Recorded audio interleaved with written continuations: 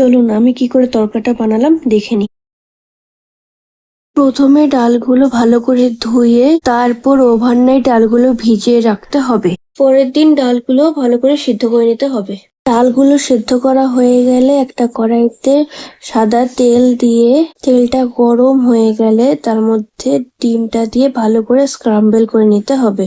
তারপর ওই কড়াইতে 1/2 টেবিল স্পুন বাটার দিয়ে রসুন, কাঁচা লঙ্কা, পেঁয়াজ, টমেটো আর পরিমাণ মতো নুন দিয়ে ভালো করে ভাজা করে নিতে হবে। সবজিগুলো ভাজা হয়ে গেলে পরিমাণ মতো হলুদ আর তড়কা মশলাটা দিয়ে ভালো করে কষে নিতে হবে।